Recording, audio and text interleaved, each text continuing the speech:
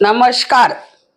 Thane daily news मध्ये रंजना पाटील आपले सर्वांचे हार्दिक स्वागत करते. आपल्या शहरातील दररोजच्या ताज्या घडामोडी पाहण्यासाठी आताच आमच्या चॅनलला सबस्क्राईब लाईक जरूर करा. सर्वात पहिले आपल्या मोबाईलवर.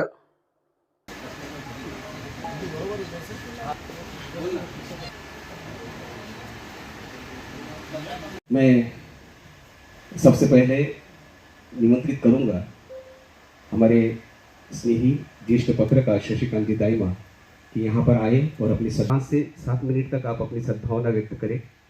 और अजीत सभा है, मैं चाहूँगा कि हर एक इंसान यहाँ पर मौजूद जो है अपनी सद्भावना इस तरीके से व्यक्त करे कि अजीत दादा तक हमारी सद्भावना पहुँचे। उससे पहले मैं क्षमा चाहता हूँ शशिकांत भाई कि आप हमारे इस महान नेता को कभी उनसे मिले होंगे, कभी उनसे हाथ मिलाया होगा, कभी उनकी न्यूज़ आपने अखबारों में टीवी पे देखी होगी, कभी उनके भाषण आपने कभी मिले होंगे। उस सब यादों को आपके सामने लाने की कोशिश कीजिए। आप अपनी आंखें हम हमारे तन मन आत्मा से हमारी आदरांजलि यहाँ पर अर्पित करते हैं उस महान व्यक्ति के लिए। इतना आसान मोड़ दिया है कि हर एक व्यक्ति चाहेगा कि ऐसे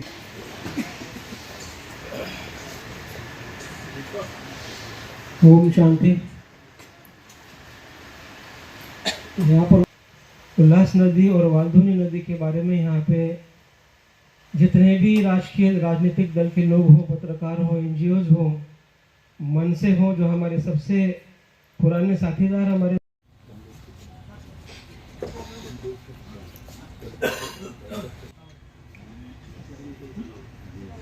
ज़्यादा नहीं बोल पा रहा हूँ, बस इतना ही बोलूँगा। आज जो भी हूँ, आज यहाँ तक पहुँचा हूँ, बस वो दादा का आशीर्वाद ही है जिसके कारण मैं राजनीतिक सफर यहाँ तक पहुँच पाया हूँ। वो हमारी ताकत थे, उनका आशीर्वाद हमेशा सदा हमारे पर रहा। पर इतना ही बोल के मैं श्रद्धांजलि अर्पित करता हूँ दादा साहब।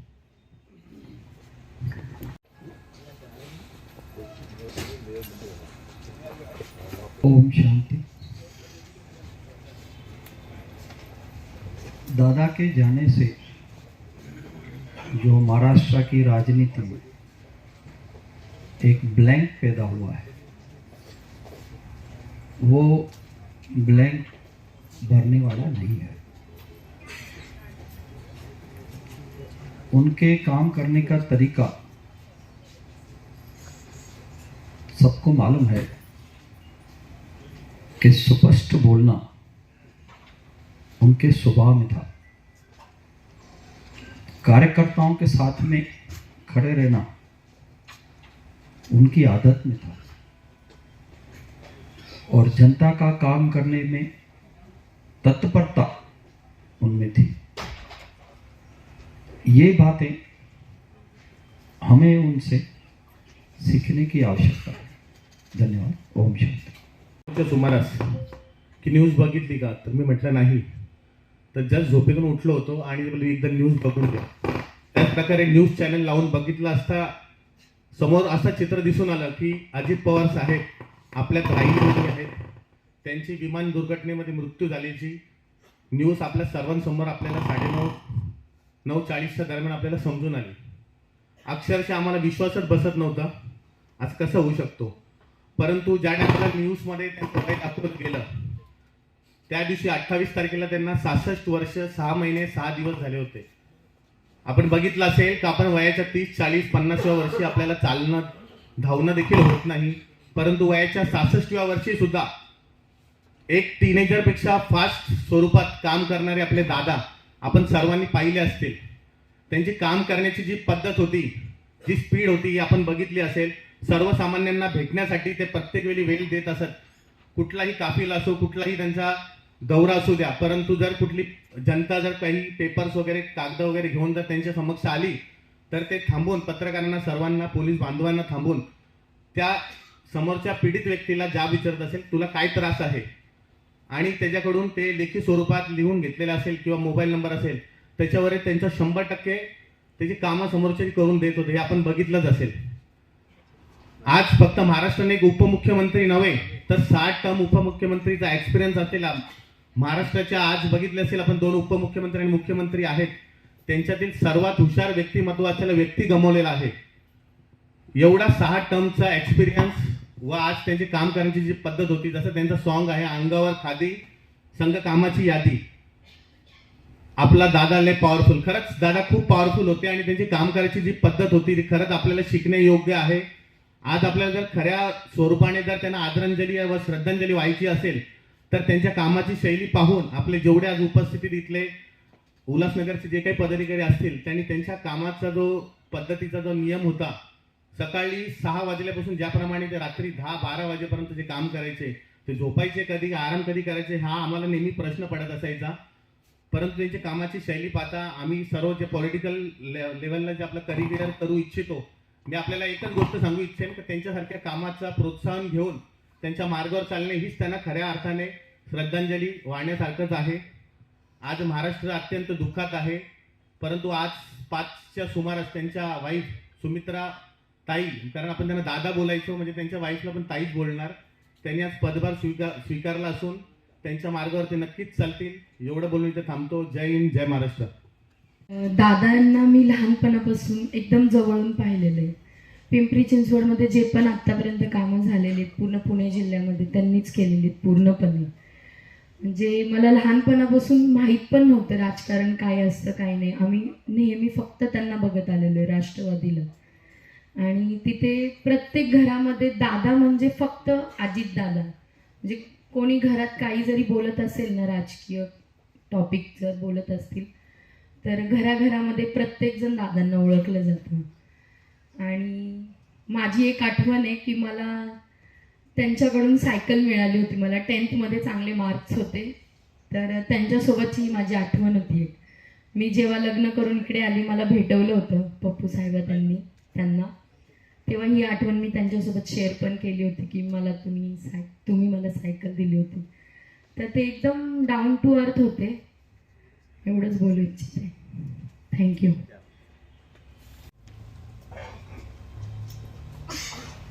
आए हुए तमाम सम्मान्य, आज हम दादा को श्रद्धांजलि देने यहाँ पर पहुँचे हैं. एक पत्रकार के हिसाब से, पत्रकार जगत के हिसाब से हमने जो दादा की अच्छाइयाँ देखी है, उस आधार पर दादा की जितनी तारीफ की जाए कम है. मैंने दादा से 5 बार मिला हूँ. 3 बार मंत्रालय में, 1 बार थाना में, 1 बार उल्लासनगर में. छोटी बात बताता हूँ कि वो किस किस्म के व्यक्तित्व थे, आदमी थे. साइन में एक LIC की बिल्डिंगें थी, 15 बिल्डिंगें थी. अचानक उस बिल्डिंगों को, जो 50 साल से ज़्यादा हो गया था समय, उसे खाली करने का निर्णय आया था. काफ़ी सिंधी समाज के लोग, महाराष्ट्र लोग वहाँ पर रहते थे. उल्लासनगर के कुछ 4 फैमिलियाँ वहाँ पर रहती थी. जब उनको मालूम पड़ा कि 15 दिन के अंदर आपको बिल्डिंग खाली करनी है, तमाम लोग जमा हो गए. 1.5 साल, इस बात को 1.5 साल करीबन हो गया. सभी लोग मंत्रालय के चक्कर लगाए. आखिरकार कुछ लोगों ने अजीत दादा के पास रुख किया. अजीत दादा ने खुद वहां पर बिल्डिंगों को जाकर लोगों से बात की और उसके बाद उन्होंने आदेश निकाला कि जब तक इन बिल्डिंग वालों को इनका पुनर्वास नहीं किया जाता है तब तक ये लोग बिल्डिंग खाली नहीं करेंगे. काफी अधिकारी इस बात पर अड़े रहे कि आदेश है. दादा ने कहा अगर इस बात पर जिद किया गया मैं अपने पद से त्याग पत्र दूंगा. आज उसको 1.5 साल हो गया है, वह लोग उसी बिल्डिंग में रहते हैं और 150 परिवार वो दादा को दुआएं देते हैं. दादा शब्द किसी को ऐसा ही नहीं दिया जाता है. दादा शब्द का मतलब होता है बड़ा भाई. आज हमारे शहर के, हमारे महाराष्ट्र के मुख्यमंत्री हो, शिवसेना के एकनाथ शिंदे साहब उप मुख्यमंत्री हो, वो भी अजीत दादा को दादा का कहते हैं. दादा शब्द होता है बड़ा भाई। तो जिस प्रकार से दादा शब्द उन्हें मिला हुआ है, ये एक बड़े भाई की भूमिका है। अजीत दादा का द्वारा जो काम किया गया शहर में हर व्यक्ति याद रखेगा। वो आज भी हमारे दिल में डिप्टी सीएम है और हमेशा रहेगा। मैं पत्रकार जगत की तरफ से उन्हें श्रद्धांजलि अर्पित करता हूँ। मैं चाहूँगा ईश्वर उनके चरणों में स्थान दे। धन्यवाद। जय हिंद, जय झूलेलाल। की हवेलियां उन्हें तो गांव के कच्चे मकान हो गए। जी हाँ दोस्तों, आज अजीत पवार ये शख्सियत एक ऐसा अभेद किला है जो कभी ये इतिहास उन्हें हमेशा दोहराता रहेगा। इसके बाद एनसीपी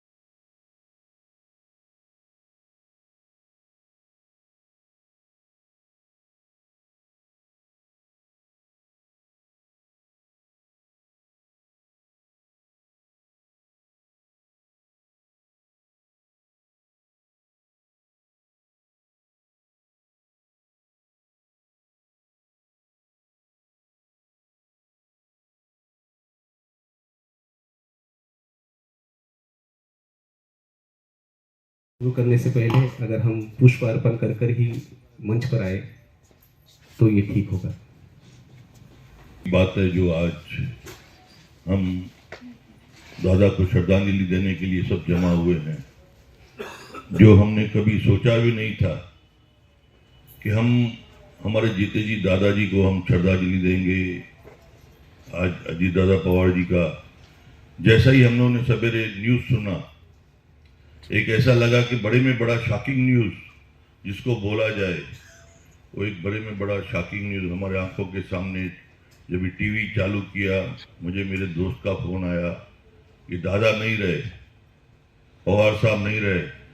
5 मिनट के लिए मैं भी शॉक आ गया कि पवार साहब मना हो सकता है, कोई भी हो।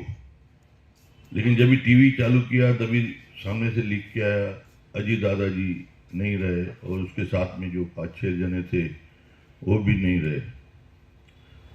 ऐसा लगा आज हमारे महायुति का जो एक त्रिमूर्ति करके जो चल रही थी, हमारे आदरणीय सीएम साहब फडणवीस साहब, एकनाथ शिंदे साहब, अजीत दादाजी, जिन्होंने सपना देखा था कि पूरे महाराष्ट्र को हम एक ऐसा विकास कार्य करेंगे कि महाराष्ट्र में किसी चीज की भी कमी ना हो। हर एक अपना अपना रोल निभा रहा था। अच्छी तरह से सरकार चल रही थी। हाल ही में अभी अभी कारपोरेशंस में भी चुनाव हुए, सब लोगों को खुशी लगी पड़ी थी, चलो अधिवेशन है, बजट भी अच्छी देंगे। और इस बीच में हमारे दादाजी चले गए, जिसके जगह पे आज अभी अभी मैं न्यूज़ देखा तो 5 बजे उनके मिसेस को डिप्टी सीएम बनाया गया। आज ऐसा लग रहा है कि जो दादाजी का सपना है वो उनकी मिसेस जरूर पूरा करेगी। आज अजीत दादाजी हमेशा काम करने में एक्टिव रहते थे। किसी को भी अगर उनके साथ मिलना रहता था या काम के लिए कोई काम का टाइम मांगता था तो उनको बोलते थे सवेरे 6 बजे घर पे आ जाओ, आपका काम हो जाएगा, वहीं पे आके मिलो। साथ साथ में सभी ऑफिसर्स को भी दादा बुला के रखते थे सवेरे 6 बजे। या हम लोग को भी कभी भी टाइम चाहिए तो अर्ली मॉर्निंग में देख के जैसा जल्दी से जल्द काम हो और सबके काम पट जावे, ऐसा दादा काम करने में एक्टिव रहते थे। सवेरे नहा धो के रेडी होके और 6 बजे काम पे लगना, ये अच्छे भले पॉलिटिशियंस ऐसा आज तक मैंने नहीं देखा है। दादा की यादें, जब ये दादाजी उल्लासनगर में आए थे, हम लोग सेंचुरी क्लब में, जो गंगोत्री साहब भी थे, जो सेंचुरी गेस्ट हाउस था, दादा हमारे साथ में आधा घंटा वहाँ पे बैठे थे। पूरे शहर की बातें, शहर के लिए क्या चल रहा है, क्या तकलीफें, दुख दर्द, हम सब बैठ के, सेंचुरी कंपनी के चितलंगे साहब भी थे, वहाँ पे बातें करके करके गंगोत्री साहब के घर पे गए। गंगोत्री साहब के साथ दामी मैडम भी थी। वहाँ पे भी 1-1.5 घंटा, जब भी गंगोत्री साहब ने 25 करोड़ रुपया पहली बार एक नगर सेवक को अगर अमाउंट मिला है, तो मुझे याद है जो सब लोग शॉकिंग न्यूज में आ गए थे, सभी नगर सेवक, कि गंगोत्री को दादा ने इतने पैसे कैसे दिया। अभी अभी जो दामी मैडम ने कहा कि दादा ने एक ही टाइम 25 करोड़ रुपया एक नगर सेवक को डेवलपमेंट करने के लिए, उसके वार्ड के लिए दिया, वो सबसे बड़ी बात है। आज देखिए फंड तो हमें भी बहुत मिलते हैं, लेकिन एक नगर सेवक को एट अ टाइम 25 करोड़ के विकास के लिए निधि देना, तो दादाजी में वो जो दिल था, डेवलपमेंट के लिए जुनून था, इसके लिए दादाजी ने गंगोत्री जी को 25 करोड़ रुपए दिए थे। मैंने उनसे 2-4 बार फंड्स की मांगे, जब भी मांगा कभी ना नहीं बोला, और इस शहर के विकास के लिए हमेशा दिया। आज दादाजी के जो भी सपने हैं हम जरूर पूरा करेंगे। जो आज वाल्दुनी नदी है, उल्लास नदी है, वो पूरा करने के लिए मैं आप सबके साथ में रहूँगा। हम सब मिलके चलेंगे इस शहर के विकास के लिए। अभी भी हमारे आदरणीय सीएम साहब, डिप्टी सीएम एकनाथ शिंदे साहब, फडणवीस साहब और दादाजी की मिसेस, हम तीनों से काम लेके इस शहर का विकास करेंगे। मैं मेरे तरफ से, मेरे परिवार के तरफ से, पूरी पार्टी के तरफ से, पूरे शहर के तरफ से उनको श्रद्धांजलि देता हूं और भगवान के दर प्रार्थना करता हूं कि उनके सपने साकार हो। धन्यवाद। जय हिंद। धन्यवाद आमदार साहब। इसके बाद में मैं आपले मान्यवर आयोजित करावी लागेल किंवा दादा आपल्यात नाही आहे, ही गोष्ट मनाला न पटण्यासारखी आहे। कोणी असो, मी असो, कोणी असो, लोक असतील, आजही त्यांना ही गोष्ट पटत नाहीये की दादा आपल्यात नाहीये। दादासारखा एक विकास पुरुष, कार्यकर्त्याला जपणारा नेता, वेळी अवेळी कार्यकर्त्याला सपोर्ट करून त्याला आधार देणारा, धीर देणारा नेता या महाराष्ट्रात मला वाटत नाही पुन्हा होईल। एवढी मोठी घटना जेव्हा घडते तेव्हा फक्त त्या परिवाराचं नाही, त्या शहराचं नाही, त्या राज्याचं नाही, तर त्या देशाचं नुकसान होतं। आणि आज खूप मोठं आपण सांगितलं जमलो, श्रद्धांजली वाहणार आहोत। आणि जर दादा आपल्याला आठवणीत ठेवायचे असतील तर दादाची प्रेरणा घेऊन आपण जर काम केलं, लोकांपर्यंत, लोकांसाठी धावत होते, समाजासाठी काम करत होते, स्वतःची पर्वा करत, आठवणीत ठेवायचं असेल तर मला वाटतं त्यांची प्रेरणा घेऊन आपण पुढे गेलं पाहिजे। आज या शहराचा विकास करताना अजितदादाला विसरता येणार नाही की ते अजरामर असेल, त्याला कोणी विसरू शकत नाही। आजच त्यांच्या धर्मपत्नी सुनित्रा वहिनींनी उपमुख्यमंत्री अजित दादा न सिर्फ महाराष्ट्र पर पूरे देश भर में जिन्होंने अपने काम से, अपने विजन से और अपनी एक नई सोच से महाराष्ट्र को पूरे देश भर में आगे लाने की हर वो मुमकिन कोशिश की। विकासाचा वादा अजित दादा, ये स्लोगन, ये टैगलाइन सच में किसी नेता के ऊपर सटीक बैठती है तो वो हमारे अजित दादा थे।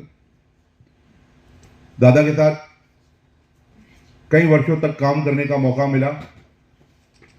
अपने राजनीतिक जीवन की शुरुआत में राष्ट्रवादी कांग्रेस पार्टी के छोटे पदाधिकारी होने के नाते और जिला अध्यक्षा स्वर्गीय ज्योति कालानी के साथ व लोक नेता पप्पू कालानी जी के साथ कई बार दादा से मिलने का सौभाग्य मिला। बहुत सारी ऐसी सीख के साथ, बहुत सारे ऐसे विचारों के साथ जब जब दादा से मुलाकात होती थी, एक नई चीज मेरे जैसा छोटा कार्यकर्ता वहां से लाता था। विशेष 3 ऐसी महत्वपूर्ण चीजें, ऐसे उनकी बातें जो मुझे पिछले 4 दिनों से जहन में आ रही है। एक तो समय के, वक्त के और अपने एक एक माइक्रो सेकंड का इस्तेमाल करना अगर कोई किसी से सीखे तो प्रथम श्रेणी में नजर में दादा आते हैं कि किसे सुबह 6 बजे से जिनकी बैठकें स्टार्ट होती थी, जनता दरबारें होती थी और रात देर तक लगातार चलती थी।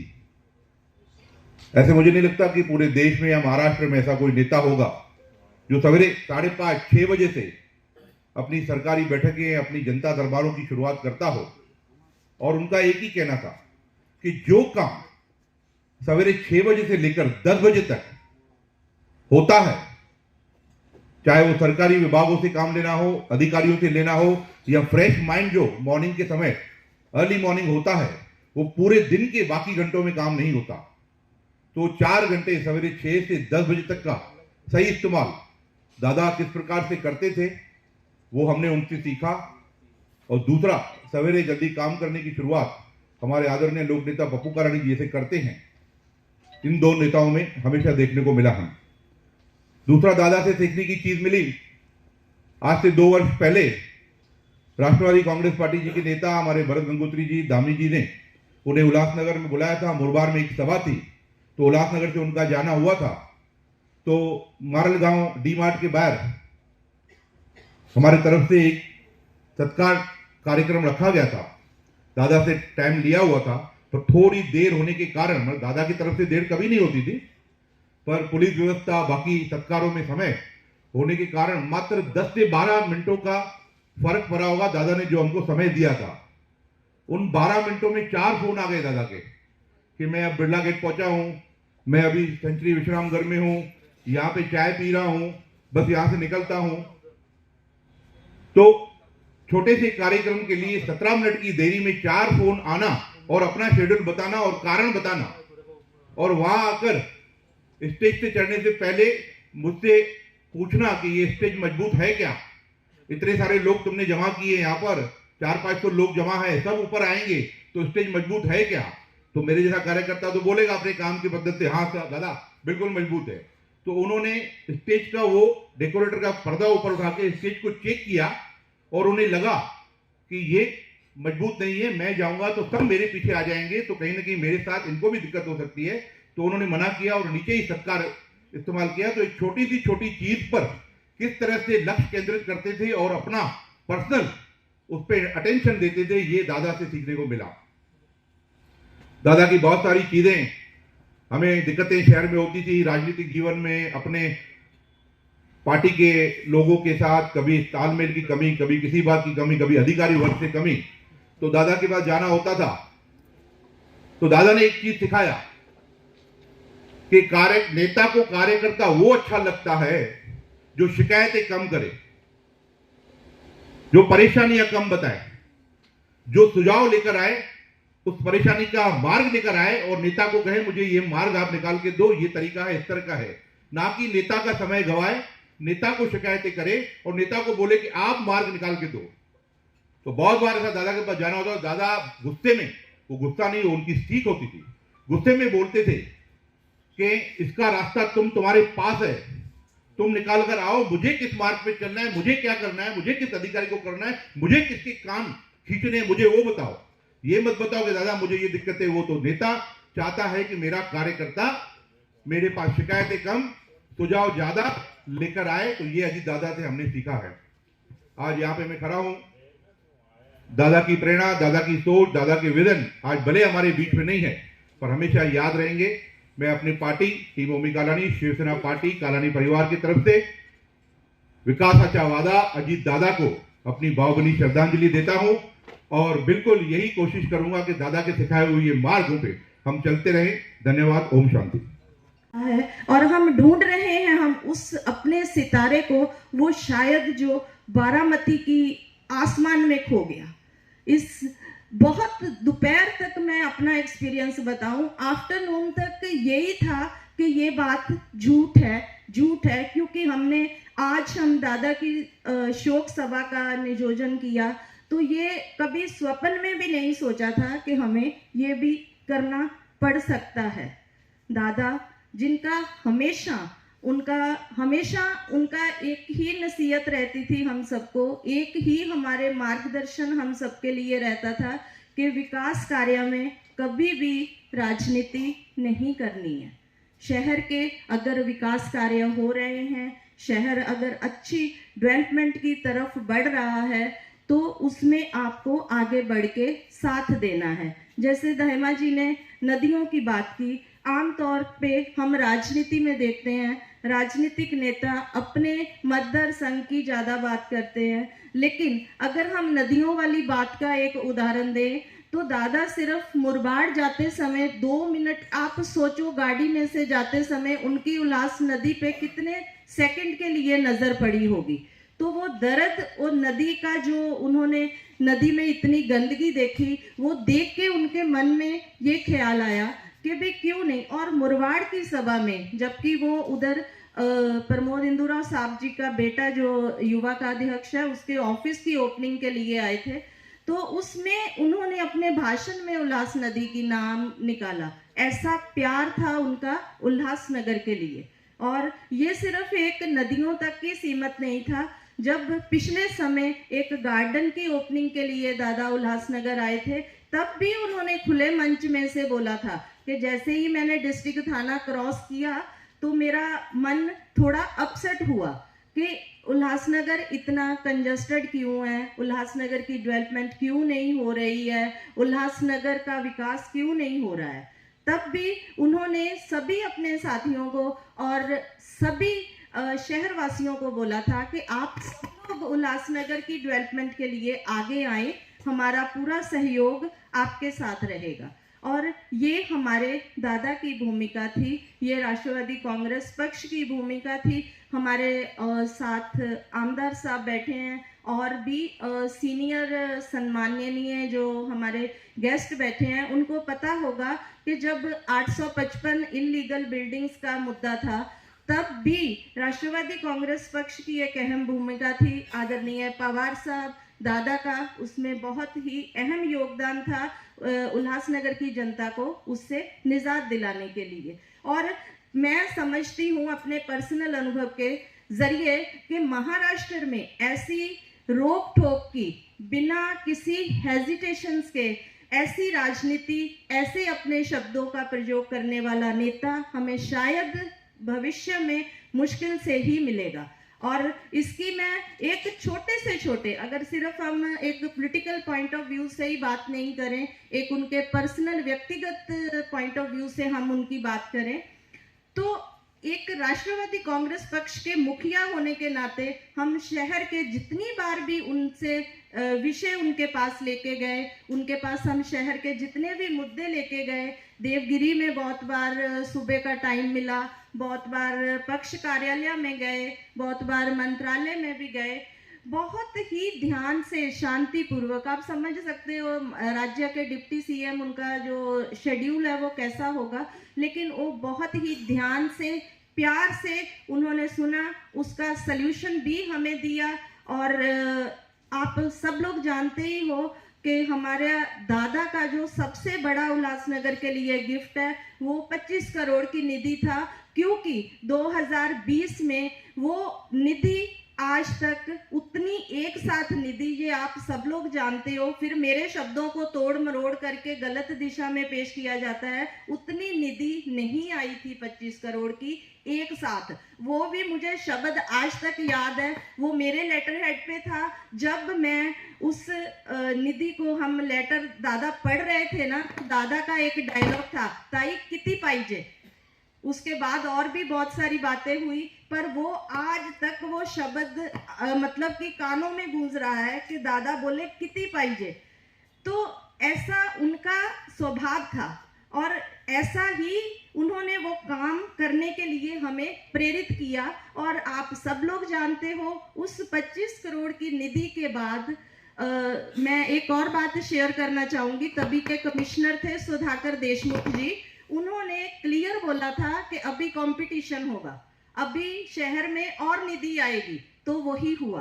तो इसका श्रेय भी मैं पूरा दावे के साथ बोलती हूँ को दादा को जाता है। आज हमारे शहर की डेवलपमेंट हो रही है, चाहे जैसे भी हो रही है, हमारा शहर आगे बढ़ रहा है। तो ऐसे हमारे दादा का स्वभाव था। आप सब लोग को पता है कि जब 2019 में मैं जिलाध्यक्ष बनी थी, तो वो मेरा एक व्यक्तिगत अनुभव है दादा के साथ। मैं भले ही कभी स्टेज में से मैंने ये बात नहीं बोली, आज बोल रही हूँ कि मैं पंजाब से हूँ, एक पॉलिटिकल फैमिली से बिलोंग करती, पर मैंने उल्लासनगर की राजनीति में कदम रखा था 2019 में। वो मुझे आदरणीय पवार साहब ने वो पद दिया था, और उस पद पे कायम रह के अपने आप को प्रूफ करना, अपने आप को 2 साल के मेरे कार्यकाल में काम करना, वो एक दादा का ही आशीर्वाद था, जिन्होंने हर समय मुझे गाइड किया, हर समय मेरा मार्गदर्शन किया। और उसके साथ ये भी बोला, 2 साल बाद कुछ राजनीतिक परिस्थितियां ऐसी बनी कि मुझे सर चिटनीस का पद दिया गया जिलाध्यक्ष पद के बाद, पर दादा का एक ही शब्द था तभी भी, ताई मैं अजीत पवार तुझे शब्द देता हूँ, मेरे रहते तेरे साथ कभी नाइंसाफी नहीं होगी, क्योंकि तूने पक्ष को वो 2 साल दिए जब पक्ष को छोड़ के सब लोग जा रहे थे। ऐसा दादा का प्यार था। और आज भी मैं वो बोलना चाहूंगी कि आज मैं महाराष्ट्र स्टेट जनरल सेक्रेटरी के पद पे हूँ। इसके बाद माझी लाडकी बहन योजना की अशासकीय सदस्य हूँ। ये इज्जत, ये मान, ये राष्ट्रवादी कांग्रेस पक्ष में रह के मुझे मिला, ये दादा के आशीर्वाद से मिला। हम अपना जो एक दादा हमारी यादों में, हमारे कामों में एक मीठी याद बन के हमेशा रहेंगे। पर आज हम सब लोग मिलके दादा को श्रद्धांजलि अर्पित करते हैं। हम चाहेंगे कि दादा का जो काम अधूरे रह गए हैं, हम सब लोग बैठ के पूरे करें और उनके जो मार्गदर्शन और उनकी विकास करने की जो आदत थी, नेचर थी, उसको आगे बढ़ाएं। धन्यवाद।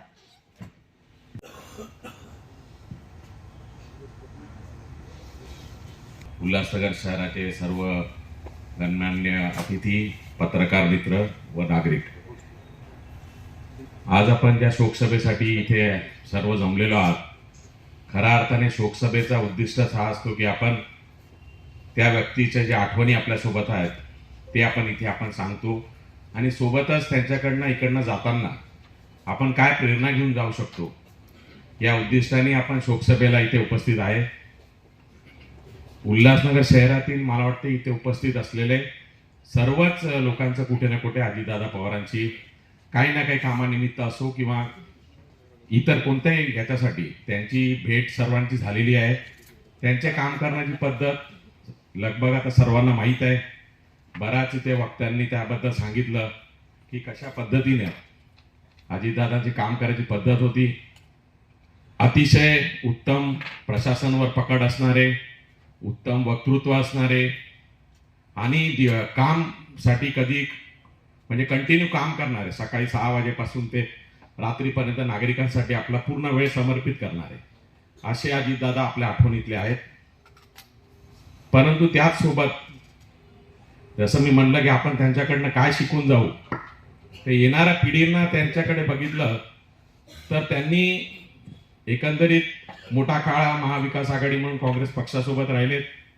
त्यानंतर आज जरी महायुतीमध्ये सरकारमध्ये सोबत होते, परंतु त्यांनी जी महाराष्ट्राची राजकीय परंपरा आहे, मग ती शंकरराव चव्हाणापासून वसंतराव चव्हाणापासून वसंतदादा पाटील असतील, ती जी महाराष्ट्राची राजकीय परंपरा आहे ती पूर्ण आजच्या तारखेपर्यंत ती जपली.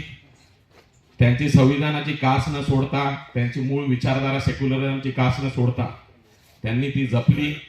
आणि हे महत्त्वाचं जे महाराष्ट्राचं राजकीय कल्चर आहे, मग ते विरोधक असो का कोणी असो, त्यांचं काम करायचं हे ठाणून काम करणारे ते व्यक्तिमत्व. म्हणून आत्ताच्या राजकीय परिस्थितीमध्ये इथे उपस्थित असतील किंवा येणाऱ्या पिढीत ज्यांना राजकारणात यायचंय त्यांनी दादांकडनं खूप काही शिकण्यासारखं आहे. मूळ विचारधारा आपली जपत त्यांनी ज्या पद्धतीने या राज्यासाठी काम केलंय, या देशासाठी काम केलंय आणि या शहरासाठी काम केलंय, ते कधी विसरणारं नाहीये. म्हणून आपण सर्व इथे पुन्हा एकदा मी माझ्या वतीनं, उल्हासनगर काँग्रेसच्या वतीनं, माझ्या परिवाराच्या वतीनं त्यांना खूप खूप भावपूर्ण श्रद्धांजली अर्पित करतो. जय हिंद. बातमी ऐकून शॉक बसला. महाराष्ट्र हळहळला. महाराष्ट्राचा दमदार, जे होतात, जे पोटात तेच होतात, जे बोललो ते बोललो आणि अधिकाऱ्यांवर नियंत्रण असलेला, अधिकाऱ्यांवर पकड असलेला एक दमदार नेता महाराष्ट्राने गमावला. महाराष्ट्र हळहळला. पवार कुटुंबावर दुःखाचं डोंगर कोसळलं. त्यांच्या कुटुंबावर दुःखाचं डोंगर कोसळल्यानंतर महाराष्ट्रावर दुःखात गेला. महाराष्ट्रातील जनता हळहळली. त्यांच्या जवळचे कार्यकर्ते, त्यांचे कुटुंबीय, अश्रूच्या धारा त्यांच्या डोळ्यातून वाहत होते. चित्र बघितलं, महाराष्ट्र खूप मागे जाईल असं वाटत होतं, वाटलं. परंतु आज त्यांच्या सौभाग्यवती सुमित्राताई यांनी त्यांचा वारसा पुढे नेण्यासाठी एक पाऊल पुढे टाकलेला आहे. दादांचा वारसा त्यांचे कुटुंबीय पुढे नेतील, परंतु महाराष्ट्र दादांना कधीच विसरणार नाही. महाराष्ट्र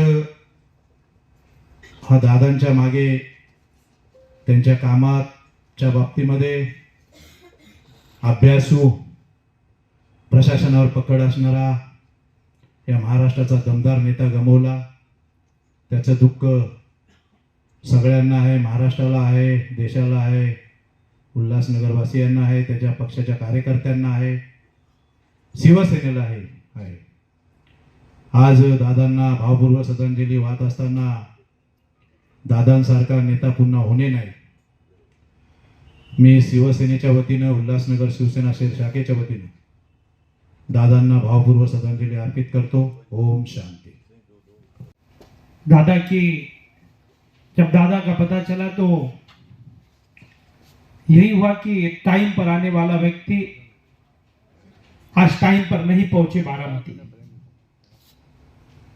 मैं कुछ बातें याद आ रही थी कि पप्पू कलानी जी और हम सब बैठे थे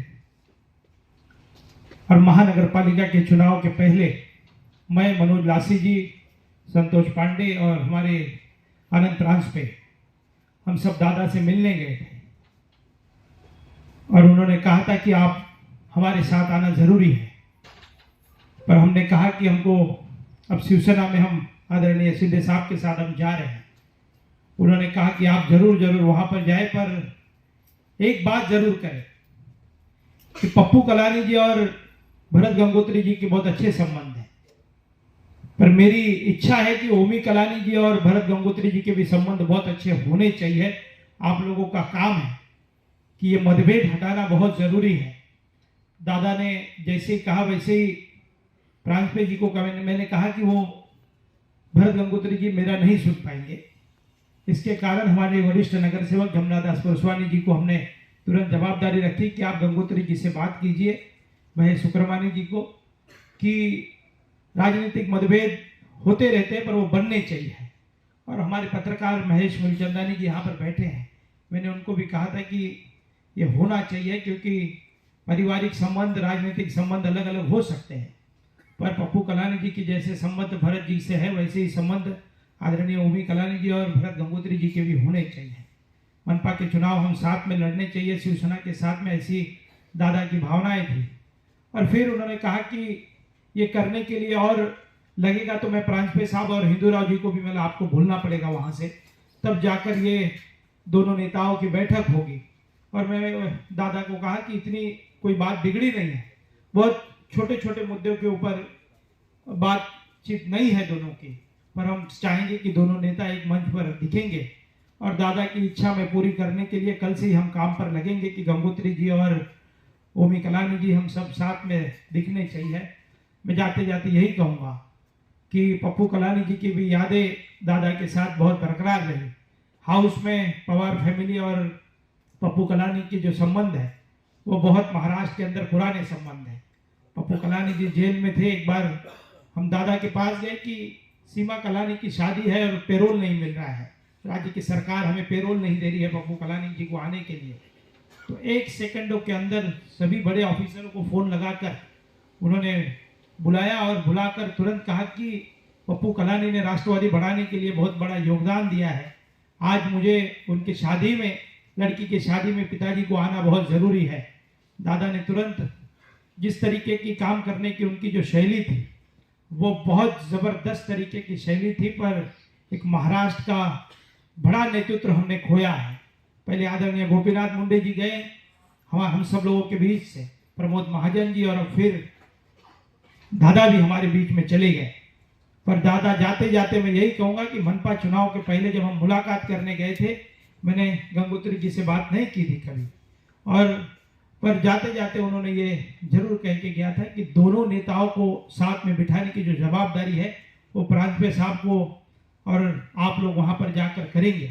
आज दादा हमारे बीच में नहीं है, पर दादा को मैं मेरी शिवसेना पार्टी और श्रीकांत फाउंडेशन की तरफ से और कलानी परिवार की तरफ से मैं भावपूर्ण श्रद्धांजलि अर्पित करता हूँ।